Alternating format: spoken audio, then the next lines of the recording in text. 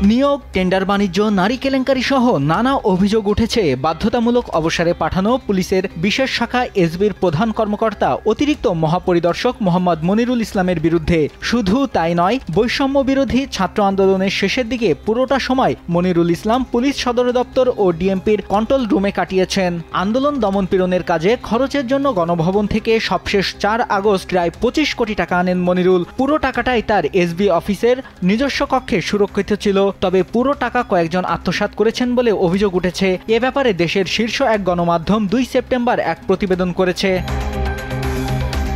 5 August Sheikh Hasina দেশ থেকে পালানোর পর মনিরুল আর অফিস করেননি। এসবি সূত্রে জানা যায়, এ সময় এসবিতে কর্মরত তার হেল্পিং হ্যান্ড হিসেবে পরিচিত 2 ঊর্ধ্বতন কর্মকর্তা পুরো টাকাটাই গায়েব করে দেন। জঙ্গি অভিযান নাটকের মাধ্যমে পুলিশ বাহিনীতে নাম ছড়িয়ে পড়ে মনিরুলের। তার প্রধান ও বিশেষ সহযোগী হিসেবে ছিলেন সাবেক কাউন্টার টেরোরিজম সিটিটিসির প্রধান ও অতিরিক্ত পুলিশ কমিশনার মোহাম্মদ আসাদুজ্জামান ও পুলিশ সদর দপ্তরের ডিআইজি আমিনুল ইসলাম।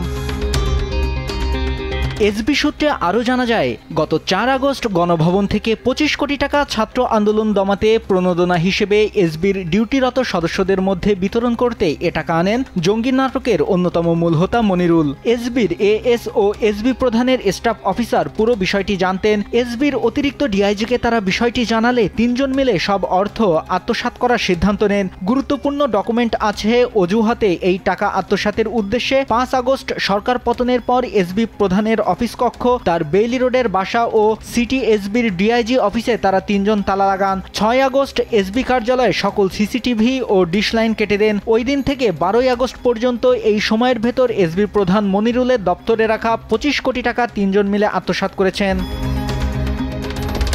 নাম প্রকাশে অনিচ্ছুক এসবির একাধিক ঊর্ধ্বতন কর্মকর্তা জানান, মনিরুলের নিজস্ব একটি সিন্ডিকেট ছিল, যেই সিন্ডিকেটে সাবেক মহানগর গোয়েন্দা প্রধান হারুনার রশিদ, মনির, সানোয়ার নজরুল সহ একাধিক কর্মকর্তা ছিলেন। এই সিন্ডিকেটের মাধ্যমে পুলিশের পোস্টিং, ব্যবসায়ীদের কাছ থেকে চাঁদাবাজি, টেন্ডার বাণিজ্য চালিয়েছেন। জঙ্গি নাটকের অন্যতম মূল হোতা মনিরুলের কানাডায় নিজস্ব 2টি বাড়ি ও সিঙ্গাপুরে রয়েছে নিজস্ব ব্যবসা। ঢাকা, কেরানীগঞ্জ, নারায়ণগঞ্জ, সিলেট, চট্টগ্রাম সহ দেশের বিভিন্ন স্থান থেকে প্রতিদিন বাজারের ব্যাগে করে টাকা আসতো মনিরুলের বাসায়। এসব টাকার ক্যারিয়ার হিসেবে কাজ করতেন এসবির বর্তমান এক ডিআইজি, এসএস ফাইন্যান্স ও আরেক কর্মকর্তা। তারা আরও জানিয়েছেন, মনিরুলের সম্পর্ক ছিল 2 নারীর সঙ্গে। তাদের মধ্যে একজন হচ্ছেন বর্তমান সময়ে জনপ্রিয় এক চলচ্চিত্র অভিনেত্রী। সম্প্রতি তিনি এক নির্মাতাকে ঘটা করে বিয়ে করেন। এই অভিনেত্রীকে মনিরুল বেইলি রোডে একটি বিলাসবহুল ফ্ল্যাট উপহার দিয়েছেন, যেখানে জঙ্গি নাটকের অন্যতম মূল হোতা মনিরুল নিয়মিত অবকাশ যাপন করতেন। আর একজন বর্তমান সময়ের খ্যাতিমান বিজ্ঞাপন নির্মাতা, টেলিভিশন ও চলচ্চিত্র পরিচালকের সাবেক স্ত্রী ও অভিনেত্রী। সরেজমিনে দেখা গেছে, রাজকীয়ভাবে কয়েক কোটি টাকা খরচ করে সাবেক এসবি প্রধান মনিরুলের নিজস্ব অফিস ও মিটিং রুম সাজিয়েছেন। মনিরুলের গ্রামের বাড়ি গোপালগঞ্জের মুকসুদপুর থানার বাহারা গ্রামে। জঙ্গি নাটকের অন্যতম মূল হোতা মনিরুলের বড় ছেলে ইংল্যান্ডে পড়াশোনা করছেন ও ছোট মেয়ে কানাডায়। তার স্ত্রী শায়লা ফারজানা জনপ্রশাসন মন্ত্রণালয়ের অতিরিক্ত সচিব, মাঠ প্রশাসন, অভ্যন্তরীণ ও নবনিয়োগ অধিশাখা পদে কর্মরত। নিউজ ডেস্ক, দেশ টিভি।